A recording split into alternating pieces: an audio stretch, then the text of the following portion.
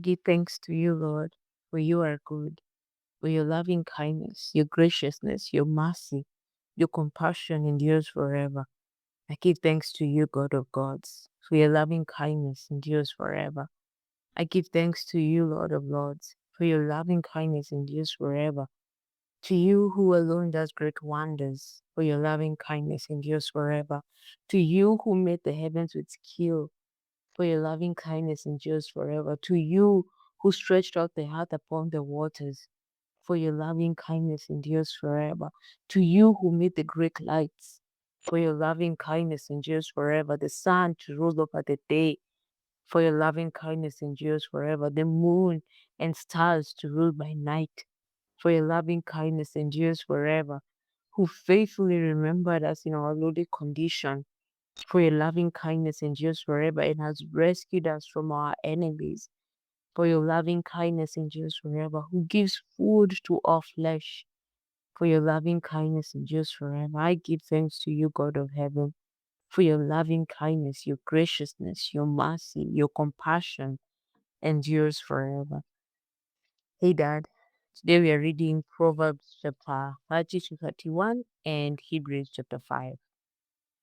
Proverbs chapter 30. The wisdom of Agur. The words of Agur, the son of Jakeh, his utterance. This man declared to Ethiel and Ukal, surely I am more stupid than any man, and do not have the understanding of a man. I neither learned wisdom nor have knowledge of the Holy One. Who has ascended into heaven or descended? Who has gathered the winds in his fists? Who has gathered the wind in his fists? Who has bound the waters in a garment? Who has established all the ends of the earth? What is his name and what is his son's name, if you know?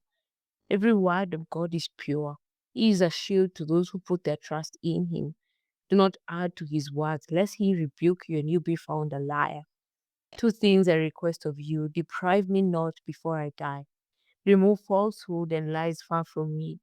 Give me neither poverty nor riches. Feed me with the food allotted to me, lest I be full and deny you and say, who is the Lord? Or lest I be poor and steal and profane the name of my God. Do not malign a servant to his master, lest he cast you and you be found guilty.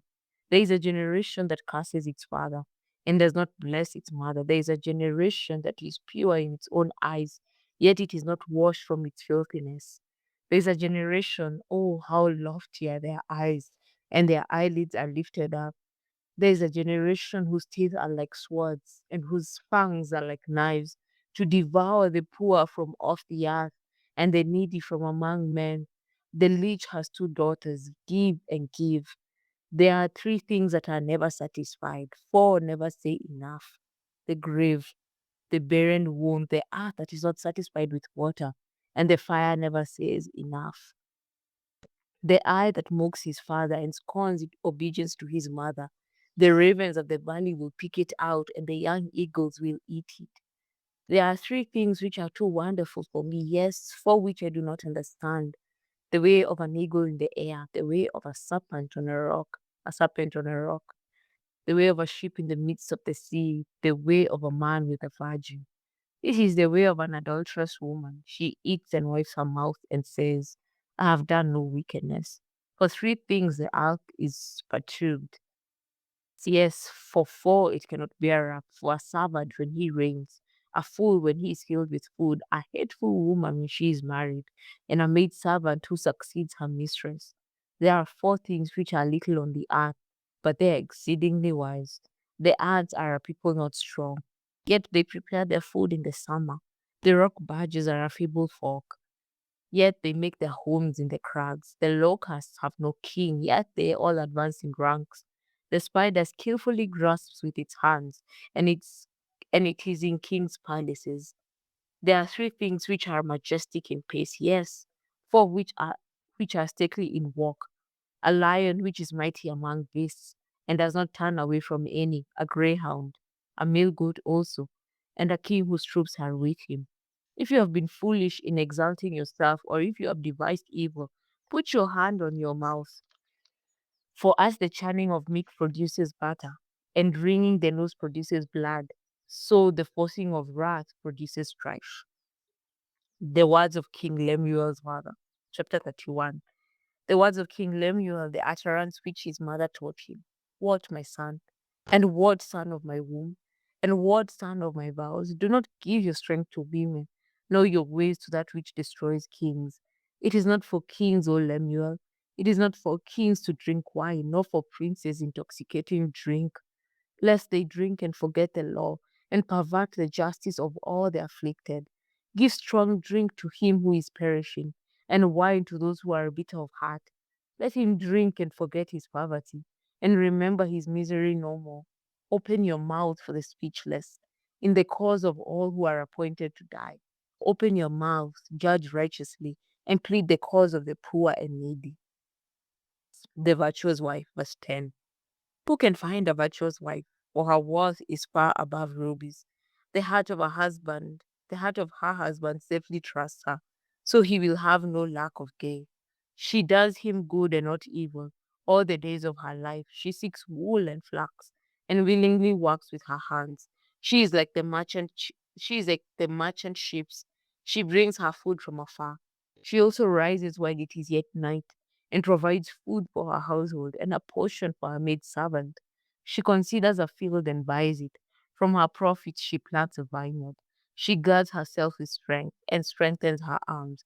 She perceives that her merchandise is good, and her lamp does not go out by night.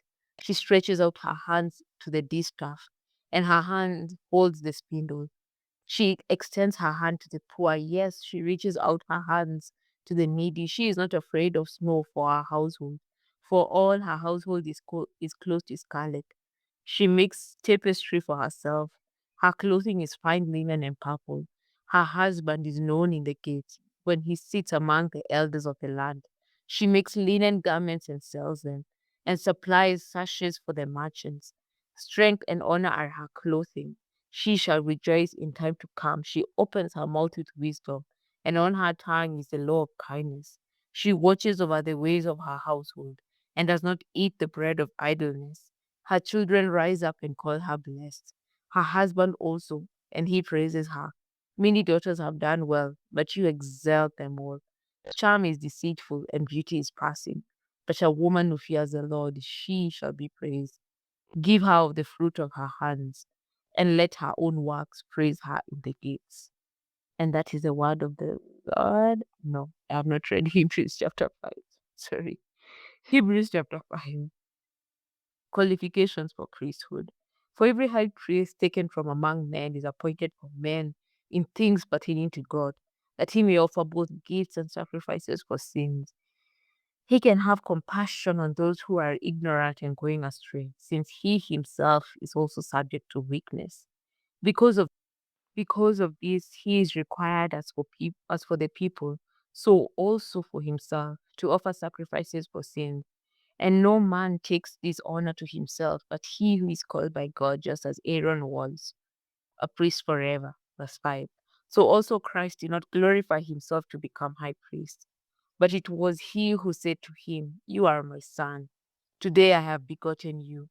As he also says in another place, "You are a priest forever, according to the order of Melchizedek," who in the days of his flesh, when he had offered up prayers and supplications with vehement cries and tears to him who was able to save him from death, and was heard because of his godly fear.